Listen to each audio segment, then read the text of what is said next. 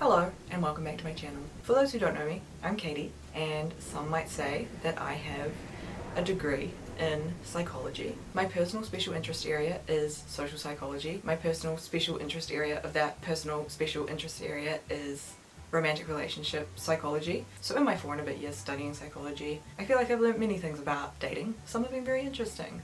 Some have been very important. Some have been very upsetting and made me realize that I may never experience love. But all of them have just been inside my head instead of out of my head. So that's what this video is doing, is taking them out of my head and putting them here. So here is everything that psychology has taught me about dating and relationships so far that I can remember and fit into a video. Also, side note, the weather is so awful today, so if the lighting is a little bit messed up, I'm not in charge of it. Also, if you can hear the wind, I'm not in charge of that either. Okay, number 1. The first thing that I'm going to talk about is something that has been emphasized to me in every single relationship paper I've ever taken. So I'm assuming it's probably one of the more important things, and that's how important relationships are for your health. Breaking up with someone or getting divorced are so bad for you that it can literally make you die. So humans are naturally very, very social beings, and we obviously require some sort of relationship to be alive and to be happy. But there is something in particular about the dissolution of a romantic relationship that absolutely demolishes people's lives. Isn't that so adorable and cute? So there's this thing called the life stress inventory or index or scale, or one of those words, and it basically takes a bunch of stressful things that might happen in a person's life and assigns them points based on how badly it will end up affecting your health. So if you go through the scale and tick off all the things that you've done, the higher your score at the end of it, the poorer your health outcomes are likely to be. And guess what the number 3 point scorers on that list are? Number 1, your spouse dies. I think it's understandable. Number 2, divorce. Number 3, very similar, marital separation. So that's the top 3 most stressful things that can happen to a person, being related to the dissolution of a very serious romantic relationship. Although I think it's also funny that number like 9 or 10 is marital reconciliation. So apparently it's also really stressful for a marriage to get back together. I have no idea why, to be fair. I might look that up. So they've done this really big, like 50-year-long study looking at when people are dying, and divorce and separation were 2 of the biggest predictors of early mortality, which is concerning. And then another study found that it increases your chance of dying by, I think, like 30%. Whatever it was basically the equivalent of smoking 10 cigarettes a day. Isn't that so scary to people? Like, that freaks me out a bit, considering how many people get divorced.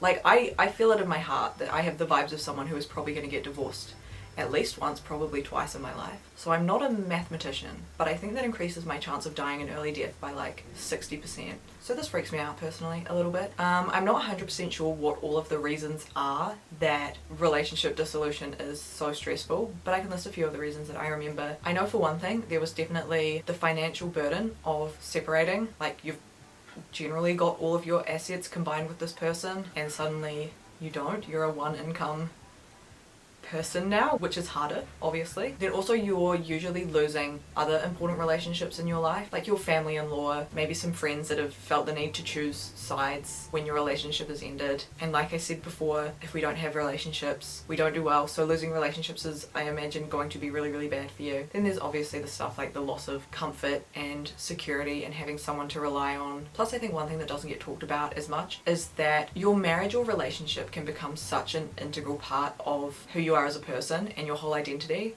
So having that suddenly disappear can be immensely stressful. Yeah, I think that's one of the bigger things that people don't really think about, because you're sort of focusing on losing another person and losing everything about that person, but you're also losing a big piece of who you are and who you were in that specific relationship, which is going to be sad and hard and difficult. Anyway, isn't that a really cheery note to start on? Also, I'll try and put all of the sources and studies that I talk about in the description, so if you're interested in any of those things that I'm talking about, you can go and look them up. The next thing that I have learned while studying psychology on a completely different track is that marriage can also be really, really bad for you. So there's this theory called the suffocation hypothesis, which basically says that when you're in a serious, committed, monogamous relationship with someone, you end up relying on them for maybe a bit more than you should be and expect more from them than reasonably another person can be giving to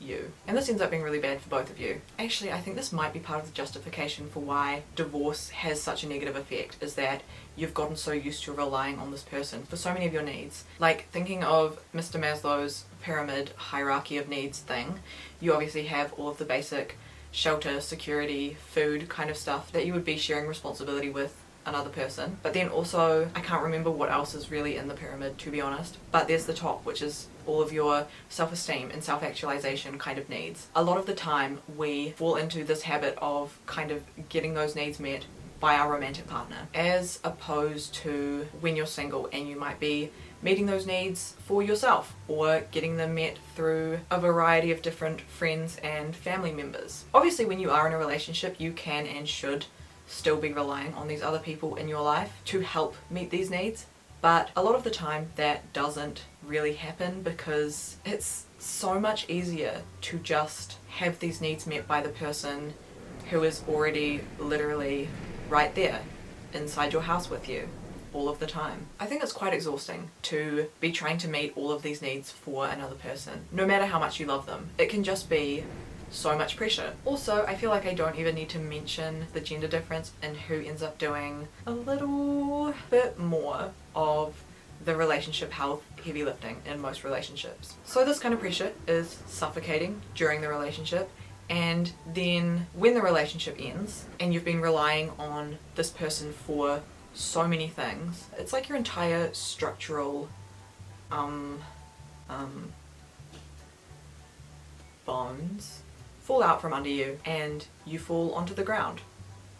So hard that you die, according to a lot of the statistics. Anyway, moving away from marriage, one of my absolute favourite ideas ever in psychology is the debate about whether we as people have a romantic type. I will be brief about this because I did an entire video on it, which you can go watch after this one if you want, if you haven't seen it. But essentially, yeah, we do tend to have a type when it comes to who we're attracted to in romantic relationships, and more often than not this type is someone who is quite similar to us. There are lots of theories on why this might be, some of which are very Freudian. We have a crush on our parents, basically. Some of them are more normal, like we spend more time around people who are similar to ourselves, so we have more opportunity to get to know and get to fall in love with them. And some of them are, I don't even know what to call them, but basically how we want to like ourselves as people, so we like the things about ourselves in other people. I explain it so much better in my video on it. All of that aside, the most fun thing I think about the whole conversation around having a type is that it actually does not really matter once you actually meet someone. So basically they've done this bunch of like speed dating experiments where they ask people if they like someone, and their answer depends on whether they've had a conversation with them or not. So if they haven't had a conversation with this person, then whether or not they like them relies entirely on whether or not this person is their type, because that's the only information they have to go off of. And if they have had a conversation, the effect of having a type disappears entirely. Like, you genuinely cannot use a person's type at all to predict whether they're going to like someone. Isn't that so crazy and cool and fun? So people have a type, but it just doesn't actually matter once you get chit-chatting. Honestly, this is one of the funnest things ever to me, is just the fact that there is absolutely no way psychology or anything has to predict whether someone is actually going to like another person at a speed dating event or in real life in general. Also, I hosted a speed dating event last week, and now I'm really regretting not using it as an opportunity to do some sort of experiment on the people that participated. Anyway, go watch the video on whether or not we have a type if you haven't seen that one yet. It's a really good video. I really enjoyed it, and it's also based on a seminar that I did for class, which I got an A on, so I suppose that means it's very academically sound. Okie dokie. The next thing is about sex, and I think that in this video this is going to be the only interesting sex fact that I'm going to have, just because I feel like I might make an entire separate video on all of the fun and interesting things I've learned about sex while studying psychology, because that is in fact my special interest area of my special interest area of my special interest area of psychology, due to the fact that it is such a fun topic. Go and subscribe to my channel if you haven't done that yet, and if you want to hear about that when it comes out, which will probably be soon. So anyway, the one thing I'm going to say about it in this video is about how to be super good at sex. And you will never, ever, in a million years, guess what the number one thing is that makes sex good. I will give you a hint. It's communication. So there are three main different kinds of communication when it comes to sex that help it to be better. The first one is instrumental communication, which is saying what you like and what you don't like and what you want. It's basically just giving instructions, which is very sexy. The second type is expressive, which is more about how you're conveying your emotions and how you're feeling. And then the last kind of communication is non-verbal, so sounds mostly, but also things like body language, and I can't think of another example, but just all of the things that don't include actual words. Part of the reason so many people are having really bad sex is that they are just not communicating hard enough. They're not telling their partner what they want and what they don't want. But also there's the fact that their partners are not listening to them hard enough. Communication very much goes both ways. I understand that sometimes people are convinced that they're a sex god or whatever, and that something one partner liked is going to work for every single other person in the future, which means that they ignore what their current partner is saying to them because they already know what they're doing. I feel like this is one of the worst things that you can do when you're having sex with someone.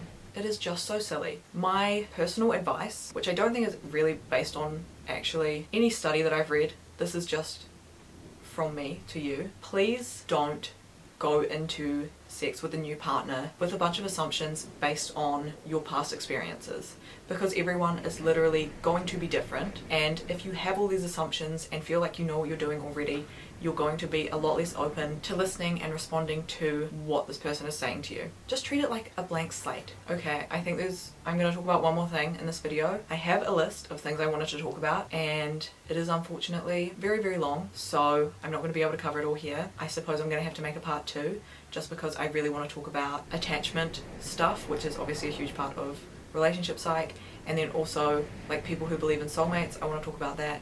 And monogamy is a fun topic that I also would like to talk about a little bit. So I'm going to do a part 2 sometime soon. Subscribe if you enjoyed this and you want more of these things. But I still have one more to talk about for now, and that is this concept called misattribution of arousal, which is, I think, one of the funnest, coolest things in social psychology. The gist of this theory is that whenever we experience any kind of physiological arousal, which is not necessarily sexual arousal, by the way, I think people get confused by the word arousal, it is just any kind of physiological response, so like your heart rate increasing, you get sweaty hands, that kind of stuff. So when this happens, the cause is generally very ambiguous, because there are lots of different things and lots of different feelings or situations that could cause this exact same response in a person. So if you're really scared and you're feeling all of these physical sensations and responses, you might attribute it to feeling excited about something or sexually interested or whatever else could be causing an increased heart rate. At this point they've done so many studies on this theory, and it's a very, very well established one. I think one of the earliest studies was from about 50 years ago, where basically they got a group of men to cross a bridge. Half of them had to cross this really dangerous, scary, horrible, awful bridge, and the other half of them just crossed like a normal, fine, safe bridge. And after they crossed the bridge, this pretty female experimenter gave them her phone number and was like, call me if you have any questions about the experiment. And significantly more of the people who crossed the scary bridge ended up calling her, compared to the people who crossed the fine, safe, normal bridge and weren't experiencing all of these intense, nervous, physiological sensations. Some people may wonder, well, maybe they just called because they were concerned about the bridge and wanted to ask, why did you make me cross this scary, terrifying bridge? But they controlled for this in other experiments, where instead of having the pretty female experimenter, they had a man, or they had a less conventionally attractive woman give them the number at the end. And in both of these situations, the number of men who called didn't differ between the dangerous bridge group and the safe bridge group. The main conclusion here was that the men confused their terror, scared, arousal sensations for being romantically interested in the woman experimenter and decided to call her. How cute. So if you ever need to confuse or trick someone into thinking that they are attracted to you, first of all, please work on yourself emotionally, and second of all, take them on a really scary, terrifying date. Anyway, I'm going to stop talking now, but I really love this stuff. There is no one on earth who loves what they study more than I do. I think this is the coolest, most interesting stuff to ever exist, and I will be back very soon with a part 2. In the meantime, I have so many other videos about dating, and they all have a lot of fun psychology stuff and facts and things inside them. If you are interested in hearing more about this kind of stuff, here's a link to my playlist with all of my dating content. My personal recommendation is the Do We Have a Type video, which I talked about earlier. But also, there are so many options to choose from. That's it. Please give this video a little thumbs up if you enjoyed it at all. And also subscribe to my channel if you haven't already done that at any point during the video. And I don't know, leave a comment if you want to. I love to talk and chat and hang out with people in the comments. Yeah, okay, that's it. Okay, love you, bye.